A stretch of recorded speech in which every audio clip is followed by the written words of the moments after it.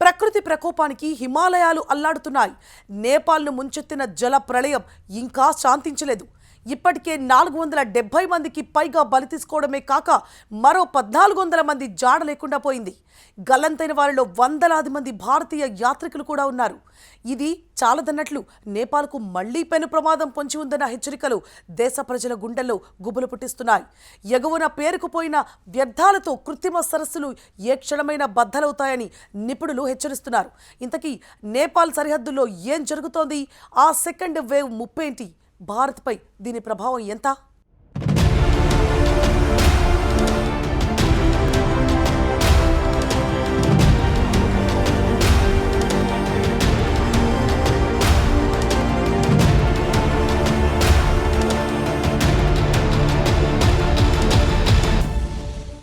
Nepal Tibet సరిహద్దుల్లో హిమానీ నదం కుప్పకూలిపోవడంతో సంభవించిన భారీ ఆకస్మిక వరదలతో నేపాల్ ప్రస్తుతం అతలాకుతలమవుతోంది.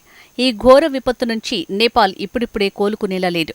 ప్రకృతి నేపాల్ భూభాగాన్నే పగబట్టిందా అన్నట్టు రెండోసారి భారీ వరద ముప్పు పొంచి ఉందని అంతర్జాతీయ పర్వత పరిశోధన సంస్థ వాతావరణ నిపుణులు తీవ్ర హెచ్చరికలు జారీ చేశారు. నేపాల్ టిబెట్ సరిహద్దుల్లో వ్యర్థాలు పేరుకుపోయి నదులు బ్లాక్ అవడంతో కృత్రిమ సరస్సులు మరోసారి బద్దలై యమధర్మరాజు వెంటాడినట్టు భారీ వరద ముప్పు వెంటాడుతోందట. చైనాలోని సిచువాన్ ప్రావిన్స్లో 5.1 తీవ్రతతో భూకంపం ఏర్పడింది. దీని ప్రధాన కేంద్రం చైనా నేపాల్ సరిహద్దుల్లో ఉంది. అందుకే ఈ భూకంపం ప్రభావం చైనాపై కంటే నేపాల్పై ఎక్కువగా ఉంటుందంటున్నారు. ఫలితంగా మరోసారి వరద ప్రళయం ముంచెత్తనుందని గ్రహించిన అధికారులు ప్రభావిత ప్రాంతాల్లో రెడ్ అలర్ట్ జారీ చేశారు.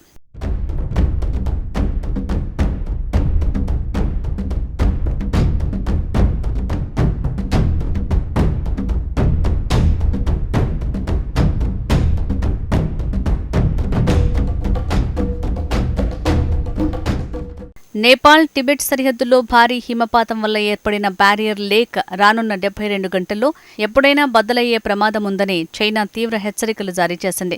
హిమాలయాల్లో గ్లేసియర్ కుప్పకూలటం వల్ల ఈ విపత్తు సంభవించిందని అంచనా. చోచిచ్ఖోలా, పురేపు సాంగ్పో నదుల కలయిక వద్ద కొండచర్యలు, మంచు వ్యర్థాలు అడ్డుపడటంతో ఒక కృత్రిమ సరస్సు ఏర్పడింది. ఇది రాబోయే 3 రోజుల్లో అంటే సెప్టెంబర్ 1 నాటికి ఎప్పుడైనా తెగిపోయే ప్రమాదం ఉందట. అందుకే చైనా దీనిపై లెవెల్ 4 అత్యవసర అలర్ట్ ప్రకటించింది. ఈ సరస్సులో ఇప్పటికీ 20 లక్షల క్యూబిక్ మీటర్ల నీరు చేరి పొంగి పొర్లుతోంది. రాబోయే 3 రోజుల్లో మరో 30 లక్షల క్యూబిక్ మీటర్ల నీరు అంటే దాదాపు 1200 ఒలింపిక్ స్విమ్మింగ్ పూల్స్తో సమానమన్నమాట. అంత వరద ఒకేసారి వచ్చి చేరే అవకాశం ఉందని చైనా జలవనరుల మంత్రిత్వ శాఖ అంచనా వేస్తోంది. ఒకవేళ ఈ అడ్డుకట్ట తెగితే ఎగువన చైనా వైపు, దిగువన ఉన్న నేపాల్ వైపు తీవ్ర ప్రాణనష్టం జరుగుతుందని చైనా హెచ్చరించింది. నేపాల్ చైనా సరిహద్దుల్లోని హిమాలయ పర్వతాల్లో గ్లేసియర్ కూలిపోవడంతో బుధవారం రోజున ఉదయం త్రిశూలి, బోటే కోసి నదుల్లో ఒక్కసారిగా ఉప్పెనలా వరద ముంచుకొచ్చింది. శాస్త్రవేత్తల అంచనాల ప్రకారం టిబెట్ సరిహద్దుకు ఆనుకుని ఉన్న లాంగ్టాంగ్ లిరుంగ్ శిఖరంలోని హిమానీ నదంలో కొంత భాగం కూలిపోయింది. దీంతో పాటు పర్వత శిథిలాలు కూడా లోయలో పడ్డాయి. ఇది వేగంగా ప్రవహించి విధ్వంసం సృష్టించాయని నిపుణులు ప్రాథమికంగా అంచనా వేస్తున్నారు.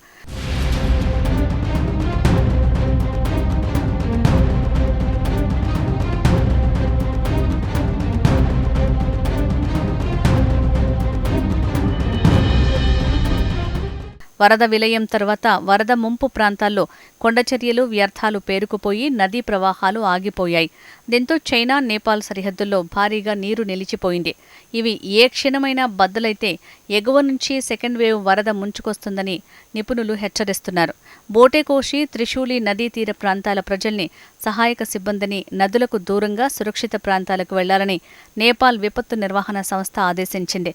నేపాల్ వరద ప్రవాహం గండక్ నది ద్వారా భారత్లోకి ప్రవేశించడంతో బీహార్, ఉత్తరప్రదేశ్ సరిహద్దు జిల్లాల్లో హై అలర్ట్ ప్రకటించారు. నేపాల్లో సంభవించిన వినాశకరమైన వరదల కారణంగా ఢిల్లీ, కాఠ్మండు మధ్య బస్సు సర్వీసును నిలిపివేశారు. ఆగస్టు 29న జరగాల్సిన నేపాల్ బస్సు సర్వీసుని కూడా రద్దు చేశారు.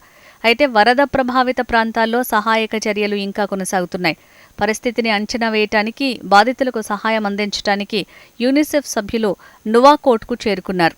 నేపాల్లో హెలికాప్టర్లను ఉపయోగించి సహాయక చర్యలను వేగవంతం చేస్తున్నారు. వరద ప్రభావిత ప్రాంతాల నుంచి ప్రజలను సురక్షిత ప్రాంతాలకు తరలిస్తున్నారు. సహాయక బృంద సభ్యులను కూడా హెలికాప్టర్ల ద్వారా వరద ప్రభావిత ప్రాంతాలకు తరలిస్తున్నారు.